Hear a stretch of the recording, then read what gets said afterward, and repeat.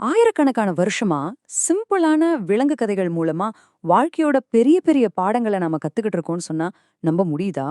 யோசிச்சு பாருங்க. சிங்கம் எலி கதை, ஆம முயல் கதை, இதெல்லாம் வெறும் டைம் பாஸுக்கானது மட்டும் இல்ல. அதுக்குள்ள ஆழமான சில விஷயங்கள் இருக்கு. வாங்க அத பத்தி தான் நாம இப்போ பார்க்க போறோம். எல்லா கதைக்குமே ஒரு ஸ்டார்டிங் பாயிண்ட் இருக்கும் இல்லையா? நம்ம கதையோட தொடக்கம் ஒரு ராஜாவோட பெரிய கவலையிலிருந்து ஆரம்பிக்குது. அவருக்கு 3 பசங்க. ஆனா பிரச்சனை என்னன்னா, அவங்க யாருக்குமே நாட்ட ஆள்றதுல துளி கூட இன்ட்ரெஸ்டும் இல்ல, அதுக்கான அறிவும் இல்ல. இப்போ அந்த ராஜா என்னதான் பண்ணுவார்?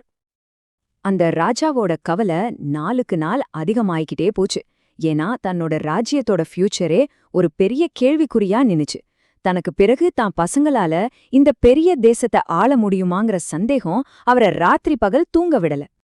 சரி, ராஜா முதல்ல என்ன யோசிச்சார்னா, அவங்களுக்கு சாஸ்திரங்களையும் பெரிய பெரிய நூல்களையும் சொல்லிக் கொடுக்கலான்னு தான். ஆனா இதுல ஒரு சிக்கல். அதையெல்லாம் கத்துக்க பல வருஷங்கள் ஆகும். ராஜா கிட்ட அவ்வளோ டைம் இல்ல. அது மட்டும் இல்லாம இளவரசர்களுக்கு அதெல்லாம் மண்டையிலே ஏறல. ரொம்ப காம்ப்ளிகேட்டடா இருந்துச்சு.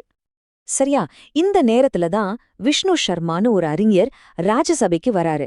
அவர் ராஜா கிட்ட ஒரு எக்தம் புதுமையான ஐடியாவை சொல்றாரு.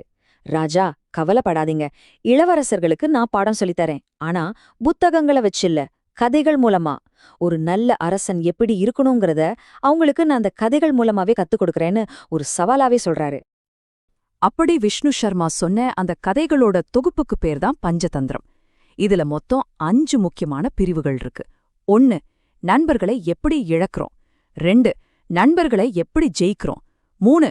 காகங்களுக்கும் ஆந்தைகளுக்கும் நடக்கிற யுத்தம் பத்தி. 4. கிடைச்ச ஒரு விஷயத்த எப்படி இழக்கிறோம். 5. யோசிக்காம ஒரு காரியத்தை செஞ்சா என்ன ஆகும்னு சொல்றது. இதுல ஒவ்வொரு பகுதியும் வாழ்க்கையோட ஒவ்வொரு முக்கியமான கட்டத்தை சொல்லிக் கொடுக்குது. சரி, அந்த இளவரசர்களுக்கு விஷ்ணு சர்மா சொல்லிக் கொடுத்த முதல் பாடம் என்னன்னு தெரிஞ்சுக்கணுமா? அது இந்த உலகத்துல வெறும் மசில் பவரை விட பிரெயின் பவர் தான் ரொம்ப முக்கியங்கிறது தான். இதை அவர் எப்படி கதைகள் மூலமா புரிய வச்சாருன்னு இப்ப பார்க்கலாம். இதுக்கு 2 சூப்பரான உதாரணங்கள் இருக்கு. முத கதை, ஒரு புத்திசாலி முயல் தன்னோட உருவத்தையே தண்ணில காட்டி ஒரு பெரிய சிங்கத்தையே கிணத்துக்குள்ள விழ வச்ச கதை. இன்னொரு கதை, மீன்களை ஒன்னொன்னா ஏமாத்தி சாப்பிட்டுட்டு இருந்த ஒரு கொக்கோட தந்திரத்தை கண்டுபிடிச்சு அதையே காலி பண்ண ஒரு நண்டோட கதை.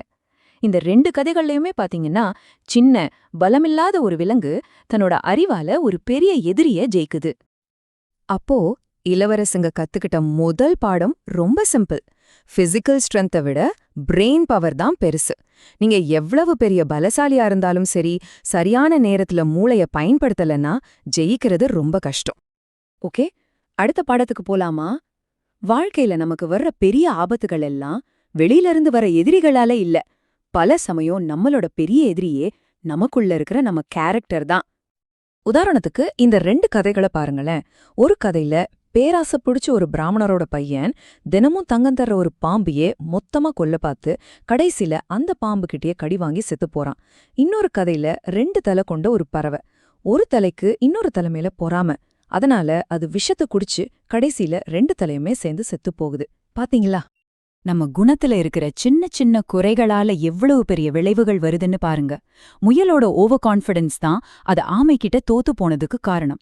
பிராமணனோட பையனோட பேராசை அவன் உயிரையே பறிச்சிருச்சு. நீலநரி தன்னோட வேஷத்தை போட்டுக்கிட்டு நல்லாத்தான் இருந்துச்சு, ஆனா அதோட இயல்பான குணத்தால ஊளையிட்டு மாட்டிக்கிச்சு. சோ நம்ம கேரக்டர் தான் நம்மளோட தலையெழுத்தையே தீர்மானிக்குது. ஒரு ராஜாவா இருந்தாலும் சரி, யாரா இருந்தாலும் சரி, தனியா நின்னு எதையுமே சாதிக்க முடியாது. நமக்குன்னு நல்ல ஃப்ரெண்ட்ஸ் வேணும். அதே சமயம் நம்ம எதிரிகள் யாருன்னு கரெக்டா தெரிஞ்சு வச்சுக்கணும். இதுதான் இளவரசர்களுக்கு சொல்லிக் கொடுத்த அடுத்த பாடம். யானைகளும் எலிகளும் கதி எடுத்துப்போமே. ஒரு பெரிய யானை கூட்டமே வேடர்களோட வலையில மாட்டிக்கிச்சு. அவ்வளவுதான், எல்லாரும் காலி அப்படின்னு நினைக்கிறப்போ அந்த யானைகள் முன்னாடி எப்பவோ உதவி செஞ்ச ஒரு சின்ன எலி கூட்டம் வருது. அந்த எலிகளெல்லாம் சேர்ந்து அந்த வலைய கடிச்சு யானைகளை காப்பாத்துது. இதுலேருந்து என்ன தெரியுது?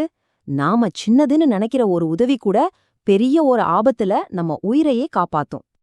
இதே மாதிரி ஒரு ஐடியா தான் ரொம்ப ஃபேமஸான சிங்கம் எலி கதையிலயும் இருக்கு.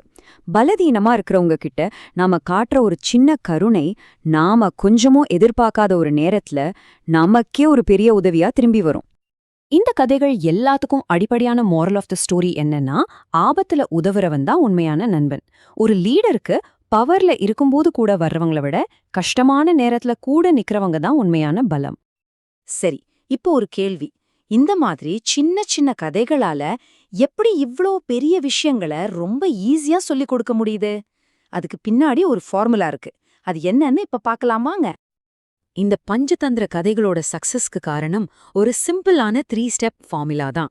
ஸ்டெப் 1, விலங்குகளை கேரக்டரா பயன்படுத்துறது. ஏன்னா பேராசை பிடிச்ச ராஜான்னு சொல்றதை விட பேராசை பிடிச்ச சிங்கம்னு சொல்றது சேஃப். ஸ்டெப் 2, ஒரு சிம்பிளான சண்டை. குறிக்கோள் ரொம்ப தெளிவா இருக்கும். தப்பிக்கணும், ஜெயிக்கணும், இல்லனா உயிர் வாழணும். ஸ்டெப் 3, இதுதான் ரொம்ப முக்கியம். ஒரு தெளிவான, மறக்கவே முடியாத ஒரு மாரல். இதனால தான் இந்த ஞானம் தலைமுறை தலைமுறையா டிராவல் ஆகுது. சரி, 1000 வருஷத்துக்கு முன்னாடி இளவரசர்களுக்கு சொன்ன இந்த கதைகள்லாம் இன்னைக்கு நமக்கு எந்த விதத்துல யூஸ் ஆகும்? அதுக்கு ஏதாவது ரெலவன்ஸ் இருக்கா? வாங்க பார்க்கலாம். உலகம் டெக்னாலஜியால எவ்வளோ மாறினாலும் மனுஷங்களோட அடிப்படை குணங்கள் மாறவே மாறாது இல்லையா? அதனாலதான் இந்த காம்ப்ளெக்ஸான உலகத்தை புரிஞ்சுக்க நாம இன்னிக்கும் கதைகளை தேடி போறோம். ஸ்ட்ராட்டஜி, சைக்காலஜி, எதிக்ஸ்னு எல்லாத்தையும் கத்துக் கொடுக்கற ஒரு டைம்லெஸ் டூல் தான் இந்த நீதி கதைகள். பழைய காலத்துல இளவரசர்களுக்கு பஞ்சதந்திரம் தேவைப்பட்டது. சரி, அப்போ இன்னைக்கே இந்த ஃபாஸ்டான உலகத்துல நாம ஜெயிக்கணும்னா நமக்கு என்ன மாதிரியான ஒரு நீதிக்கதை தேவைப்படுது? நாம நம்ம அடுத்த தலைமுறைக்கு என்ன கதையை விட்டுட்டு போக போறோம்? யோசிச்சு பாருங்க.